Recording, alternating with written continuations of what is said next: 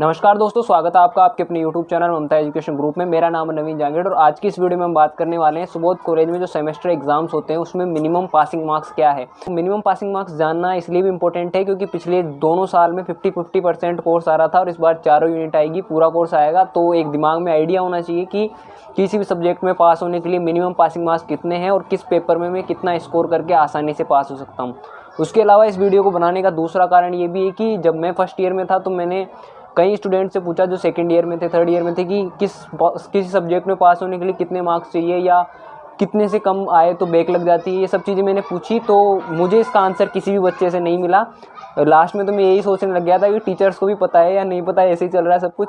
लेकिन उसमें minimum passing marks हैं और कितने हैं उसके बारे में हम देखेंगे। कई बच्चों ने मुझे कहा कि हर पेपर के मिनिमम पासिंग मार्क्स होते हैं, जैसे इनऑर्गेनिक अगर उसमें कम आए 18 से कम आए तो फिर तो बैक लग जाएगी। ये सब चीज़ें हैं, उनके बारे में मैं आपको बताऊँगा लास्ट ही कि कितने मार्क्स चाहिए मिनिमम।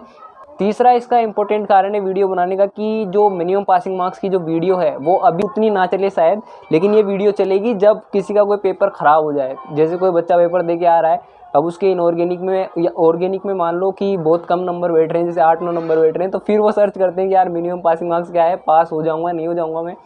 तो तब ये वीडियो चलेगी, इसलिए भी मैं इसको बना रहा हूँ। जो प्रैक्टिकल एग्जाम है वो भी अब होने वाले हैं। किस चीज़ के कितने नंबर मिलते हैं, नंबर्स का डिवाइडेशन कैसे रहता है और किस चीज़ के रिकॉर्ड के, वाइवा के और किसके कितने नंबर मिलते हैं, उसके बारे में इस वीडियो के लास्ट में हम चर्चा करेंगे ताकि उसकी भी बच्चों की हेल्प हो जाए। तो वीडियो को लास्ट तक देखना और अगर आपको खुद को हेल्पफुल लगे वीडियो की, कुछ इस वीडियो से सीखने को मिला है तो अपने दोस्तों के साथ शेयर जरूर करना, खासकर जो फर्स्ट ईयर वाले स्टूडेंट्स हैं। मुझे नहीं लगता है किसी को एग्जैक्ट पता होगा कि मिनिमम पासिंग मार्क्स कितने हैं, तो उनको ज़रूर शेयर करना जिसको भी आप जानते हैं, और वो भी आपस में ज़्यादा से ज़्यादा वीडियो को शेयर करना।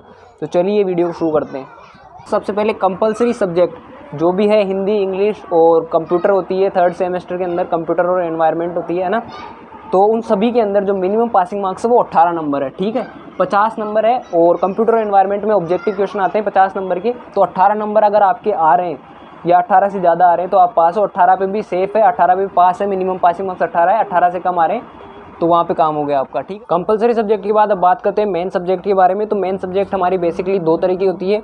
पहली होती है जो प्रैक्टिकल वाली और दूसरी होती है बिना प्रैक्टिकल वाली। तो आप अगर साइंस से हैं, चाहे बायो से, मैथ से, तो आप आराम से यहाँ पे देख सकते हैं जो मिनिमम पासिंग मार्क्स में भी बताने वाला हूँ उसमें से आप आराम से अपना देख सकते हैं कि मुझे कितने पासिंग मार्क्स चाहिए। लेकिन अगर आप और किसी सब्जेक्ट से हैं तो आप आराम से देख सकते हैं कि अगर आपका प्रैक्टिकल वाला सब्जेक्ट है तो उसमें जो पासिंग मार्क्स होंगे वो इसके हिसाब से होंगे, और अगर आपका प्रैक्टिकल वाला सब्जेक्ट नहीं है तो उसमें पासिंग मार्क्स हमारे जो मैथ्स है उसके अनुसार हो जाएंगे। ठीक है, शुरू करते हैं केमिस्ट्री के अंदर सबसे पहले। और यहाँ पे अब देख सकते हैं आप पेपर 3 है, ऑर्गेनिक, इनऑर्गेनिक और फिजिकल। सेमेस्टर जो अब हमारा होने वाला है उसमें जो पेपर होगा वो 35 नंबर के होंगे तीनों पेपर, और ये 15 नंबर हैं, ये इंटरनल असेसमेंट के हैं।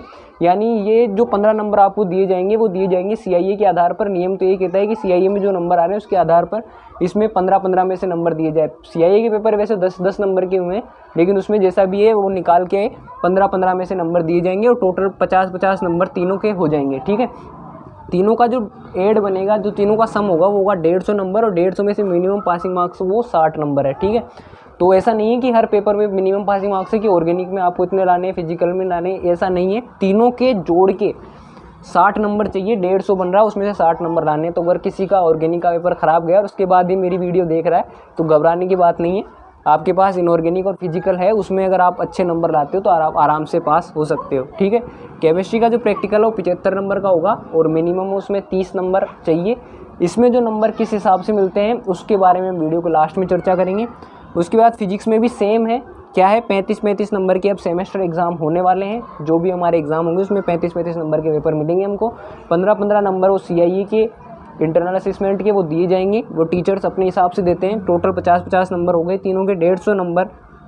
तीनों जो पेपर है उनका योग हो जाएगा और उसमें से मिनिमम पासिंग मार्क्स 60 नंबर है। दोनों में सेम उनके, अगर आपका प्रैक्टिकल सब्जेक्ट है तो उसमें जो तीनों पेपर अब होने वाले हैं तो उसके तीनों पेपर के जो नंबर हो 35-35 नंबर के पेपर आएंगे और 15-15 नंबर उसमें इंटरनल असेसमेंट के दिए जाएंगे। टोटल 50-50 नंबर के हो जाएंगे सब, और 150 में से फिर 60 नंबर हमको चाहिए अगर आपका प्रैक्टिकल सब्जेक्ट है। तो अगर आपका एक पेपर ख़राब भी हो जाता है तो 2 भी ख़राब हो जाते हैं तो उसमें घबराने वाली बात नहीं।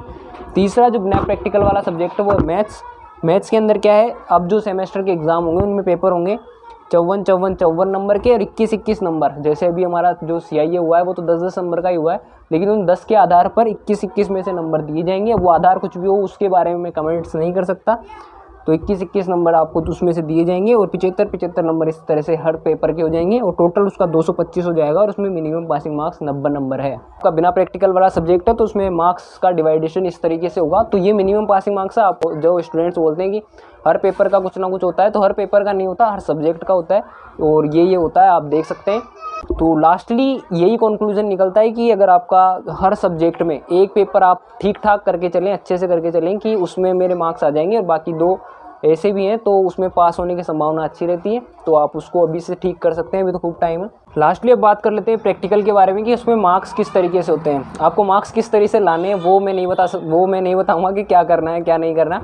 हम बात करेंगे कि मार्क्स का डिवाइडेशन उसमें किस तरीके से रहता है कि किस किस चीज़ के हमको कितने नंबर मिल रहे हैं। प्रैक्टिकल में हमने पहले देखा था कि 75 नंबर का प्रैक्टिकल होता है, फिजिक्स का देख लो चाहे केमिस्ट्री का देख लो, और उसमें से 30 नंबर हमको पास होने के लिए लाने पड़ते हैं। अब 30 नंबर यहाँ पे जो 75 नंबर है 2 चीज़ों में डिवाइडेड है। सबसे पहले इंटरनल असेसमेंट 30 नंबर का तो यही है, यानी अगर आपको टीचर चाहे तो अपने मन से भी पास कर सकता है, ये सब का आपको करने की ज़रूरत भी नहीं है। उसके अलावा जो 45 नंबर की चीज़ें हैं जो बच्चे के हाथ में है वो है यहाँ पे इनऑर्गेनिक और फिजिकल केमिस्ट्री के प्रैक्टिकल होंगे जो वहाँ पे होते हैं और वो कॉपी में लिखने वाला है। उसके बाद 7 नंबर रिकॉर्ड के मिलते हैं जो हम बना के भी जा रहे हैं। इसके लिए भी काफ़ी स्ट्रेस लेते हैं कि बच्चे के रिकॉर्ड मेरा ये सब बना है ऐसा बना है, तो वो सिर्फ 7 नंबर का है, ज़्यादा तनाव लेने की ज़रूरत नहीं है। और वाइवा सिर्फ 8 नंबर का है, ठीक है, इसके बारे में भी ज़्यादा रटने की ज़रूरत नहीं है, सिर्फ 8 नंबर का है। 45 नंबर का टोटल ये होगा। ये जो प्रैक्टिकल है ये हमको लिखने हैं, जो हम कॉपी में भरेंगे उसके ये 30 नंबर और 7 और 8 नंबर इसके हैं।